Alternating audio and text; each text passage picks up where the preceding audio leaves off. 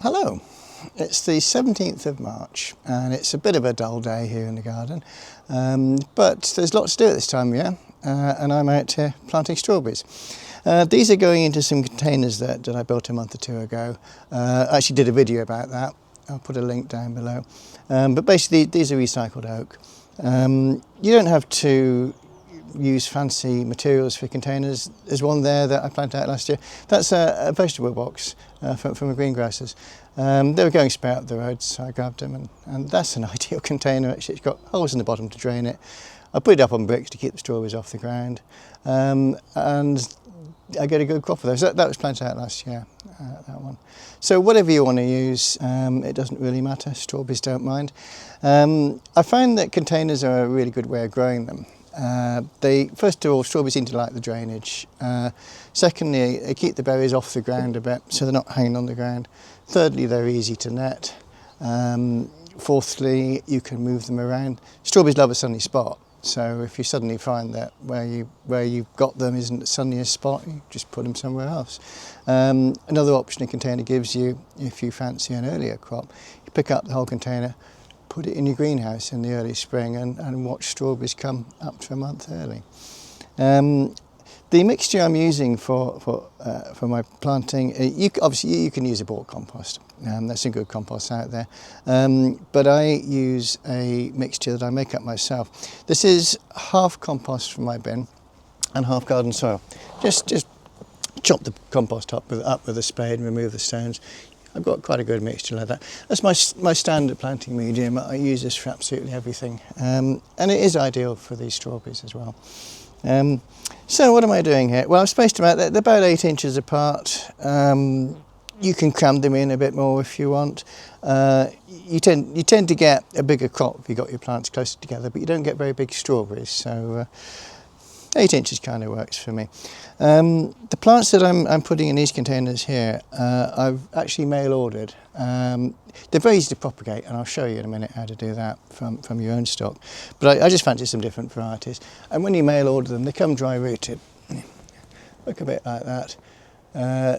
The roots, I moistened them straight away. They came last night, and I just wetted them and put them in a bag. And I wasn't able to get to them straight away, so that's just kept them moist. But plant them as soon as you can when you get them. Planting is fairly straightforward. Make a hole, spread the roots out a bit, just pop it in, like that. So that you can see where the old soil mark was, so it gives you a sort of a guideline.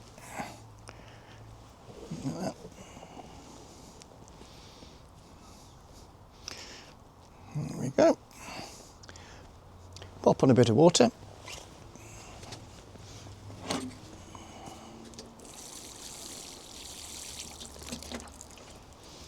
There we go.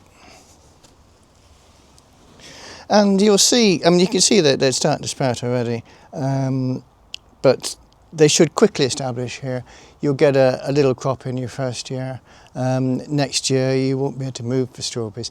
I think if I was ever to grow just one vegetable, or one fruit, one thing, it would probably be strawberries actually, because not only are they quite easy to look after, but you get an awful lot of strawberries, and who doesn't like strawberries?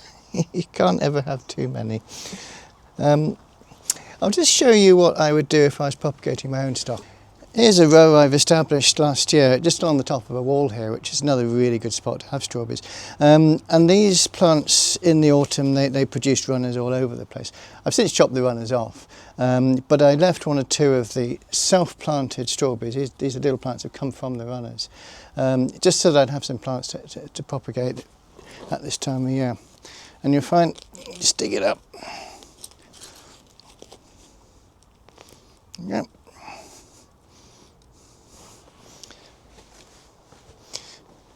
So that's a ready to go strawberry plant, and I've actually got a space for it because this planter here, one or two of the plants have died, so I'm just going to replace that. Obviously you could do a whole planter from new like that. Yeah. And that's it. that plant will grow now and it will produce strawberries. Simple as that. I've got the netting over, by the way. I've got a resident blackbird that they love the rich compost that I top dress these strawberries with, and then they come throw it everywhere. So this is just to keep the birdie off.